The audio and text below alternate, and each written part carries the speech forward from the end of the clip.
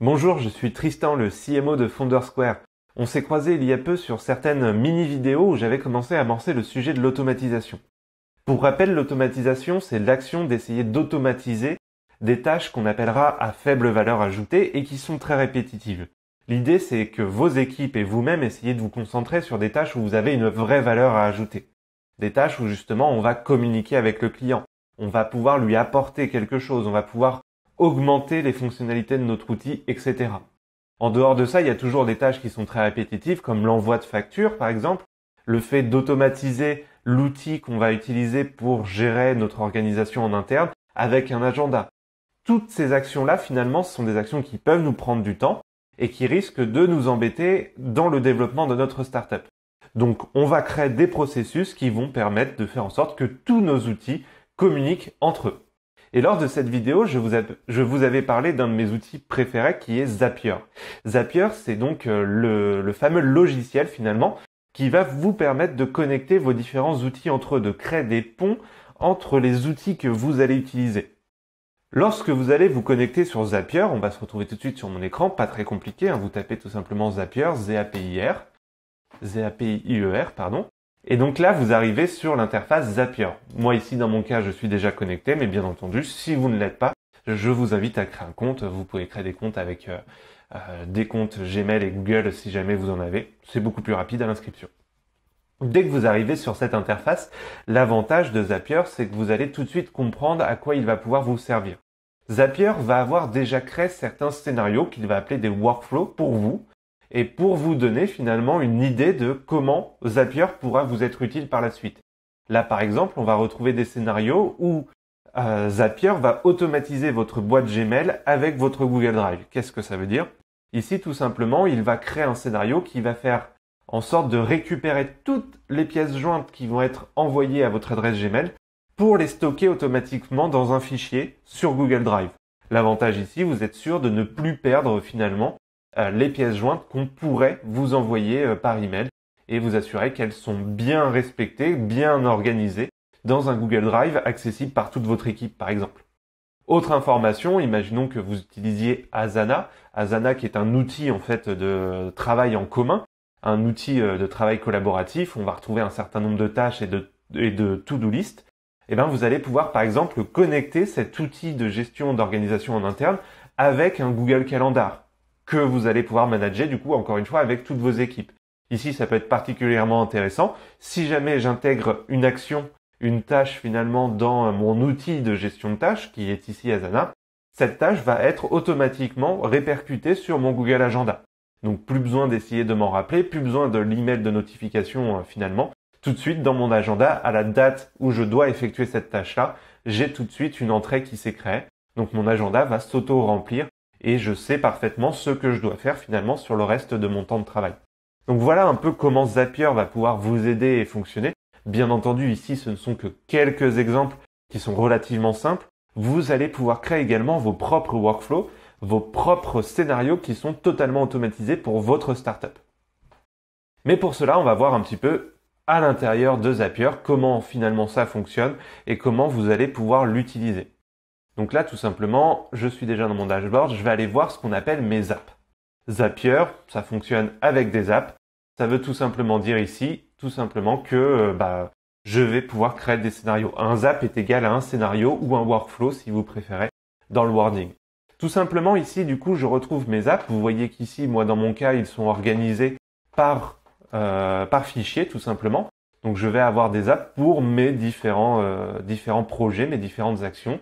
Par exemple, des apps sur la facturation, des apps sur des événements de club que je pourrais avoir. J'utilisais Asana, donc j'avais des apps pour Asana. J'ai des apps pour Notion.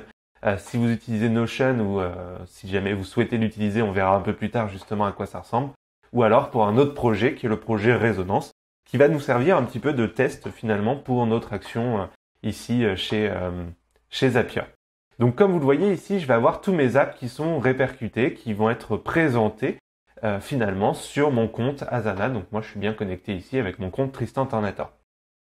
Un zap, comme je vous l'ai dit, c'est un scénario et vous allez pouvoir en créer autant que vous voulez, du moins autant que votre compte le permettra, puisqu'on n'oubliera pas, bien entendu, Zapier c'est un outil qui va avoir une version gratuite qui va vous permettre de créer un certain nombre de scénarios. Et si jamais vous en avez besoin de plus, et bien tout simplement, il faudra passer à la version supérieure. Vous voyez ici, moi par exemple, dans mon cas, je suis sur l'option Starter, ce qui me permet finalement d'avoir jusqu'à 20 scénarios dans mon compte et jusqu'à 750 tâches effectuées par mois. Donc ça c'est particulièrement intéressant. Ce qu'il faut savoir, c'est que vous êtes forcément limité sur Zapier. Et donc ici, si jamais je veux avoir plus de 750 actions qui sont automatisées, donc 750 automatisations réalisées par mois, je vais pouvoir tout simplement ici passer au plan suivant. Donc moi par exemple je suis sur le starter, ici on commence à peu près 20 $ par mois si on a la facturation annuelle, sinon bien entendu on est à 30 $ par mois. Si jamais vous avez besoin de 2000 tâches, vous pouvez passer sur le plan professionnel, qui vous ouvrira également plus de apps puisqu'ici vous allez avoir des apps illimitées. Là où finalement avec le starter j'étais limité à 20 workflows. Rappelez-vous, un workflow est un scénario. Donc voilà, choisissez bien le plan qui vous convient pour votre startup en fonction de ce que vous allez faire. Donc là, ça demande un minimum d'organisation, on va dire en interne, pour pouvoir savoir à peu près ce dont vous allez avoir besoin. Vous avez également, bien entendu, le plan gratuit qui, lui, va vous permettre d'avoir jusqu'à 5 apps et 100 tâches par mois finalement. Et bien entendu, ici, on parlera aussi du temps d'update. Ça, on en reparlera lorsqu'on parlera des scénarios. C'est tout simplement le temps dans lesquels Zapier va interroger les outils que vous allez utiliser, que vous allez vouloir connecter, pour voir s'il y a eu une action à automatiser. Donc là, on est toujours à 15 minutes d'intervalle. Par exemple, dans le cas où je veux automatiser une tâche sur Asana et mon calendrier, ça veut dire que Zapier va interroger Asana toutes les 15 minutes pour ajouter ces informations dans mon calendrier. Ce ne sera pas forcément de l'instantané. Donc ça, il ne faut pas s'inquiéter si jamais vous mettez un Zap en place et que vous passez... et que vous voyez que finalement l'automatisation ne s'est pas réalisée, des fois il suffit d'attendre un peu. Dans ce cas-là, regardez bien le temps d'update time que vous avez sur votre compte et votre plan. Là, je vous ai mis les prix en euros si jamais ça peut mieux vous parler, on va dire, pour regarder un peu de quoi il s'agit. Très bien. Donc maintenant que vous avez choisi votre plan, que vous soyez en plan gratuit ou en plan payant, vous allez pouvoir créer votre premier Zap, votre premier scénario, où finalement vous allez pouvoir travailler et connecter des outils entre eux. Donc là, vous avez deux possibilités en fonction de votre niveau. Soit vous savez exactement ce que vous voulez faire et dans ce cas-là, vous allez pouvoir créer un custom Zap. Donc tout simplement ici, choisir et paramétrer le Zap comme vous le souhaitez. Ou alors, vous êtes encore novice et vous souhaitez être accompagné sur la mise en place de vos premiers Zaps. Vous avez des templates existants créés par la communauté. Et ici, vous pouvez tout simplement aller chercher dans la galerie les apps qui pourraient être intéressants pour vous. Là, il suffit tout simplement de connecter deux applications. Par exemple, ici, je veux connecter Google Agenda. On va dire, hop. Donc, c'est Google Calendar, pardon. On a tendance toujours à parler de nom. Je veux connecter Google Calendar, par exemple, si vous utilisez Trello, si vous voulez connecter à Google Sheet, etc. Ou alors un outil qui n'est pas dans cette liste-là. Vous pouvez, par exemple, le connecter avec Airtable, un autre outil dont on parlera un peu plus tard et sur lequel il y aura également une vidéo. On va pouvoir du coup retrouver tous les apps qui ont déjà été prédéfinis par la communauté. Par exemple ici, le fait de créer un événement détaillé dans Google Calendar dès qu'on a un record, dès qu'on a une entrée dans Airtable, Airtable qui est une base de données. Ou alors tout simplement, je peux importer mes événements dans Airtable, dans une ligne de ma base de données par exemple. Donc tout ça, j'ai plus qu'à cliquer sur Try It, connecter mes outils entre eux, et à partir de là, tout de suite, le Zap est fonctionnel. Mais bien entendu, dans notre cas, on va aller voir un custom Zap, puisque c'est peut-être la version la plus intéressante à voir dans ce type de vidéo, en tout cas dans le type de vidéo tutoriel dans lequel vous êtes. Et donc là, on va tout simplement paramétrer le Zap comme j'en ai besoin. Donc là, vous pouvez imaginer que vous êtes déjà connecté avec vos outils, vous avez déjà créé votre workflow, on va dire en interne, vous avez un Slack et vous avez un Airtable par exemple, ou un formulaire, un Google Form. Et vous voulez qu'à chaque fois qu'un formulaire soit envoyé, vous ayez une notification Slack en plus que l'outil soit connecté à votre base de données. Et bien, on va pouvoir créer ça grâce à finalement notre fameux Custom Zap sur Zapier.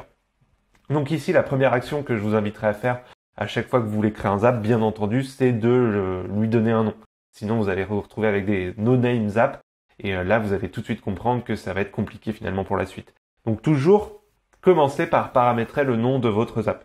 Ici, par exemple, on a dit on veut connecter on va dire un Google Form.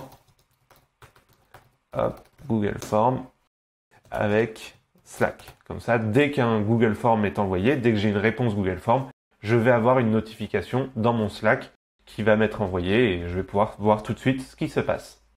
Ok, donc maintenant que j'ai donné le nom à mon Zap, je vais commencer par travailler sur ce qu'on appelle le trigger. Trigger, la fameuse gâchette, le fameux événement finalement qui va devoir déclencher mon scénario, déclencher mon Zap. Donc ici, on l'a dit, je veux que dès qu'un formulaire Google Form est envoyé et rempli, je veux recevoir une notification Slack. Donc là ici, soit je retrouve dans la liste l'outil qui m'intéresse, donc là Google Form, soit vous pouvez chercher une application si jamais vous ne trouvez pas dans la liste. Imaginons que vous préfériez utiliser Typeform, vous avez la possibilité de l'utiliser tout simplement.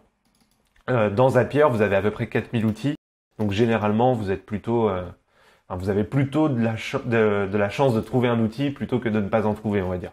Donc là ici, Google Form, forcément les outils Google sont plutôt bien connectés, donc Google Form, je vais le retrouver assez facilement. Donc j'ai bien sélectionné mon outil Google Form, maintenant je vais choisir un événement. Ok, il va aller choisir un événement dans Google Form, mais finalement, quel va être cet événement-là? Donc là, j'ai deux possibilités. Les événements sont déjà répertoriés, donc j'ai pas à créer ces événements dans l'outil. Ici, il va me dire, ok, dès qu'il y a une nouvelle réponse dans le spreadsheet, puisque Google Form va tout de suite enregistrer la réponse dans un spreadsheet, ou alors si jamais il y a un nouveau événement ou une modification dans cet événement-là, ce qu'on appelle un update. Donc ici, la ligne sur laquelle l'utilisateur va avoir répondu au formulaire peut être updatée, peut être changée. Dans ce cas-là, je veux également écouter les changements qu'il pourrait y avoir dans le formulaire. Dans mon cas ici, je veux tout simplement écouter si jamais il y a un nouveau répondant, donc une nouvelle ligne qui va se créer dans mon spreadsheet. On clique sur continuer et bien entendu, maintenant il a besoin de savoir de quel Google Form on va parler. Donc là ici, il va me demander de me connecter à mon compte Google notamment, puisque Google Form est toujours attaché à votre compte Google. Dans notre cas, on va juste s'amuser à aller voir si jamais j'ai un formulaire déjà en place ou s'il faut en créer un. Et tac tac tac, donc on en a quelques-uns, mais on va dire qu'on va juste en créer un, formulaire candidat. Parfait, donc là on a un template de formulaire à utiliser. On va juste l'appeler test Zapier pour nous. Et donc on a notre formulaire qui est là, on demande nom, prénom, adresse email, numéro de téléphone, quel poste et joignez une lettre de motivation. Ok, très bien. On va dire que ça, moi, ça me va très bien. Ici, on va donc créer le formulaire juste pour m'assurer que je le retrouve après dans le nom. Ok, et je vais le déplacer dans mon drive. Alors, on va le mettre ici. Hop, déplacer. Parfait. Donc là, il est au bon endroit. Donc à partir de maintenant, si jamais j'ai quelqu'un qui répond au formulaire, on va cliquer sur envoyer pour aller le tester, ce formulaire-là, raccourcir l'URL, hop. Et on va aller le tester tout de suite pour voir juste ce qui se passe à chaque fois qu'on envoie un formulaire. Donc comme je vous le disais ici, une astuce que je peux vous donner assez rapidement, c'est bien entendu d'aller regarder comment fonctionne l'outil sur lequel vous allez vouloir automatiser une action. C'est très important, ça peut paraître tout bête, mais toujours il faut absolument bien maîtriser tout le processus finalement pour voir ce que vous allez pouvoir analyser. Et finalement analyser ou automatiser. Ici dans mon cas, je vais remplir le formulaire juste pour me rendre compte de ce qui se passe. Donc ici, on va rentrer toutes mes informations, numéro de téléphone, je suis intéressé, et là, blabla, parfait, envoyé. Et donc là, j'ai bien envoyé ma réponse ici, et du coup, je vais pouvoir regarder tout de suite ce qui se passe dans le formulaire. Je sais que dans le formulaire, j'ai une feuille de calcul qui va être créée. Ici, c'est celle-là. Et donc, j'ai bien une ligne qui a été créée avec l'utilisateur qui vient de remplir son email. Donc ici, finalement, c'est bon. Je maîtrise totalement le workflow, la façon dont travaille Google Form. Je sais que les gens remplissent un formulaire et cette réponse va être stockée dans un G-Sheet, tout simplement, un Google Sheet, où là, je vais pouvoir du coup retrouver toutes les réponses.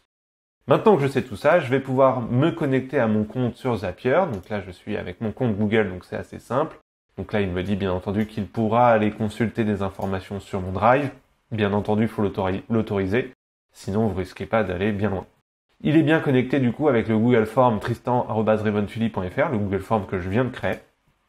Je clique sur continuer et là il va me demander du coup quel Google Form il doit aller rechercher. Donc là c'est assez simple puisque je l'ai bien suivi, donc je sais bien que c'est formulaire de candidature, Zapier.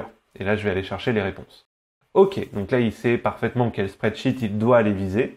Et ensuite, il va aller ici me choisir finalement une réponse. Pourquoi il va aller choisir une réponse ici? Parce qu'il va aller tester tout simplement le produit pour vous présenter une réponse. Donc c'est ce que je vous disais aussi un peu avant. Autant il faut que vous ayez une bonne maîtrise du workflow, mais en plus il faut déjà que le workflow soit déjà intégré, soit déjà lancé.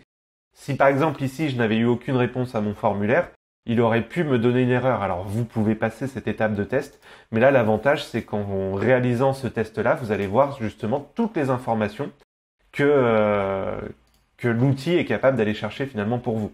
Donc là voilà, comme il est capable d'aller chercher ma réponse A ici, il est capable de me dire ok, donc j'ai trouvé ces informations-là, Tristan Tornator, tristan@revontuli.fr, le numéro de téléphone. Donc tout ça seront des informations finalement que je vais pouvoir utiliser pour automatiser mes actions. Je vais pouvoir envoyer ces informations maintenant dans Slack, et c'est pour ça qu'il faut toujours avoir une première réponse pour vous aider à avoir un exemple, on va dire. Donc maintenant que je suis OK avec mon exemple, ici il me dit qu'il a bien trouvé la réponse, donc tout fonctionne bien, je vais pouvoir passer à l'étape suivante, c'est-à-dire que maintenant qu'il a vu qu'il y a eu un déclencheur, quelle action il doit réaliser. Donc là, généralement, vers quel outil il va automatiser une autre action. Donc là, dans mon cas, comme je l'ai dit, je veux automatiser une notification Slack. Du coup, je vais regarder si Slack fait partie des outils utilisés par Zapier. Ici, totalement, je retrouve Slack, je vais pouvoir l'utiliser. Et il va, de la même façon que pour le déclencheur, me demander quelle action il doit réaliser dans Slack dès qu'il y a un déclenchement de réponse ici. Donc là, je vais lui dire qu'il doit m'envoyer un message direct, tout simplement, puisque là, j'ai pas envie d'envoyer ça dans mes channels publics, on va dire. Donc, je vais lui demander de m'envoyer un message direct sur Slack. Ok, très bien. Maintenant, il va me demander quel compte Slack il veut que j'utilise. Ici, j'ai plusieurs Slack de répertoriés. Si jamais vous n'en avez pas, vous pouvez aller créer un nouveau compte et connecter votre compte Slack, bien entendu. Ça se connecte assez facilement. Dans mon cas, j'ai le Slack ici de résonance qui est connecté, donc je vais l'utiliser. Alors là, il va me demander du coup toutes les options qu'on va pouvoir intégrer du coup au message Slack qu'il va m'être envoyé. Est-ce qu'on va faire du multi-message? Non. Ici, ça va être un message unique que je vais envoyer à une seule personne. La personne à qui je vais l'envoyer, c'est Tristan, parce que j'ai pas envie d'envoyer ça à quelqu'un d'autre, donc je veux que ce soit moi qui reçoive le message. Bien entendu, ici, vous avez vu que j'ai envoyé un message privé. Vous pourriez automatiser cette action également pour une chaîne Slack, par exemple. Si vous avez une chaîne sur Slack qui est utilisée par toute votre équipe, comme ça, toute votre équipe pourra l'utiliser. J'ai pas bien précisé ce qu'était Slack. J'espère que c'est assez clair pour tout le monde. Slack, c'est tout simplement un outil de messagerie que vous pouvez utiliser du coup pour vos équipes. Hop, s'il veut bien se lancer. Excusez-moi. Hop, c'est derrière la caméra donc je le vois pas. Voilà, Slack ça ressemble tout simplement à ça. Ici, ça va être ces informations qu'on retrouve. Ou tout simplement, je peux communiquer avec mon équipe ou les gens avec qui je suis connecté sur Slack. Et donc là, ici, je vais tout simplement lui demander de m'envoyer un message privé sur mon compte Slack, donc Tristan@staff Résonance Business. Tout simplement. Donc revenons-en à nos moutons. Ici, j'envoie bien un message privé, donc je suis pas dans une chaîne. Le message, il va tout simplement dire, hop, on va mettre un petit emoji parce que c'est toujours sympa. Tac, tac, tac, l'emoji, c'est la fête. Nouvelle réponse à un autre formulaire Google, tout simplement. Et là, en fait, ce qui va être magique avec Zapier, c'est que je vais pouvoir aller appeler les réponses qui ont été envoyées dans le formulaire. Du coup, je vais pouvoir mettre de la part de, et ici, je vais pouvoir aller chercher, par exemple, les informations que on a vu tout à l'heure que Zapier, finalement, était capable de recueillir dans mon formulaire. Et là, on avait vu qu'il y avait un truc qui s'appelait Tristan Tornator, donc c'est tout simplement le nom. Donc ici, je vais pouvoir dire que le message vient de Tristan Tornator. Son email est tristan@revontuli.fr et son numéro de téléphone. Hop, ici je vais aller chercher le numéro de téléphone. Là on peut rajouter il postule pour. Et là vous voyez ici, j'ai plus d'options que je peux aller chercher et je retrouve les questions que j'avais posées dans le formulaire. Quels sont les postes qui vous intéressent? Ici vous voyez à chaque fois j'ai la réponse à côté, donc je peux tout de suite anticiper finalement comment le message sera interprété par Slack. Il n'y aura pas bien entendu le 1.nom, mais tout ce qui est en grisé finalement sont les réponses qui ont été apportées dans la ligne que je suis allé chercher. Donc là, la réponse, c'est bien Tristan Tornator, tristan@revontuli.fr. Là, vous avez mon numéro de téléphone. Et ici, il postule pour le poste 1. Donc voilà, donc à partir de là, je peux directement avoir la réponse dans Slack qui va être envoyée et avoir les informations qui vont être directement comprises. Donc là, quelques autres options. Est-ce que je veux que ce soit envoyé comme un bot ou est-ce que je veux que ce soit utilisé un peu comme un utilisateur? Non, on va dire comme un bot, puisqu'ici c'est de l'automatisation. Et là, on va mettre Google Form bot, tout simplement, comme ça, hop, c'est assez sympa. Est-ce que je veux mettre un icône ici? Non, j'ai pas envie d'icône. On s'en fiche un peu, on va dire. On pourrait tout simplement aller chercher un icône sur un site internet ou un icône que vous hébergez quelque part, ou tout simplement un emoji ici, il vous dit. Est-ce qu'on veut intégrer le lien du Zap ici? Non, aucun intérêt pour nous. J'ai pas besoin d'insérer une image non plus. J'ai pas besoin d'expandre de lien puisqu'il n'y aura pas de lien, etc. Ok. Donc là, après, on va dire que je n'ai rien à faire là-dedans. Tout ça, ça me convient bien. Donc je peux cliquer sur continuer. Et là, tout simplement, en fait, il va vous proposer de tester votre action. Très important, toujours de tester l'action une fois que vous avez mis en place votre Zap, votre scénario, pour voir exactement comment le message va ressortir et est-ce que ça va être utile pour vous. Tout simplement. Donc là, ici, il va tout simplement faire le test avec la première réponse qu'il y a eu, donc c'est-à-dire les informations qui sont là. Donc je vais tout simplement tester le produit et on va voir ce qui va se passer finalement dans Slack. Si je reviens dans Slack, ici, hop, j'ai bien cette information qui va ressortir et qui va tout simplement me dire ici, on a eu un message, nouveau formulaire de Google, de la part de Tristan Tornator, son email est tristan@revontuli.fr, etc., etc. Donc là, ça marche bien avec le Slackbot. Donc là, j'ai bien reçu finalement mon petit message qui s'affiche ici. Et donc, à partir de maintenant, je vois que le Zap fonctionne bien. Donc, dès que quelqu'un va remplir ce formulaire-là, la réponse va être stockée ici. Donc ça, c'est le fonctionnement classique de Google Forms. Mais en plus de ça, moi, j'aurai cette information qui va ressortir dans Slack et j'aurai une notification qui me dira que là, j'ai eu un postulant. Et ça peut être particulièrement intéressant, par exemple, si jamais vous mettez en place une landing page avec un livre blanc ou ce genre d'action, là, grâce à Slack, finalement, vous allez pouvoir rappeler directement le prospect qui est intéressé par votre produit. Puisque j'ai l'information directement dans Slack, je sais que là, pour le moment, l'utilisateur, il est sur mon site web, il vient d'effectuer l'action, et ben, je vais le surprendre, je vais le rappeler tout de suite. Comme ça, il va se dire, waouh, très réactif au niveau de cette startup. J'ai à peine envoyé l'information que déjà on vient de m'envoyer un message ou on vient de m'envoyer on vient de m'appeler pour me proposer un service, etc. Donc tout ça, c'est quelque chose qui est possible de faire. Et donc là, vous avez créé une automatisation. Bien entendu, une fois que tout ça est fait, vous avez tout vérifié. N'oubliez pas de cliquer sur Turn on le Zap. Donc là, tout simplement de lancer le Zap, de faire en sorte qu'il soit actif. Là, en ce moment, il est en off. Moi, j'ai tout simplement envie de le passer en on. Comme ça, à partir de maintenant, je sais qu'il fonctionne. Si jamais un Zap est défectueux ou qu'il vous embête, vous considérez qu'en ce moment, vous ne voulez pas brûler des tâches avec ce type d'action-là, vous pouvez toujours passer le Zap en off. Celui-ci restera bien entendu dans votre dashboard, dans vos apps, mais il ne sera tout simplement plus inactif. Donc là, on voit, quand je vais dans mon dashboard Zapier, dans mes apps, je retrouve bien ici le fameux Zap, le fameux scénario qu'on a créé ensemble. Et donc à partir de là, tout fonctionne, tout marche très bien. Donc voilà un peu pour le fonctionnement de Zapier. J'espère que ça vous aura permis d'aller un peu plus loin sur cet outil et que ça va vous permettre d'automatiser les tâches à faible valeur ajoutée pour votre startup. Et bien entendu, si jamais il vous reste des questions, n'hésitez pas à nous les envoyer, à nous les poser. Je me ferai un plaisir en tout cas d'y répondre. Et en attendant, je vous souhaite une très bonne journée, des très bonnes automatisations et on se retrouve très rapidement pour d'autres outils. Merci à vous. Ciao.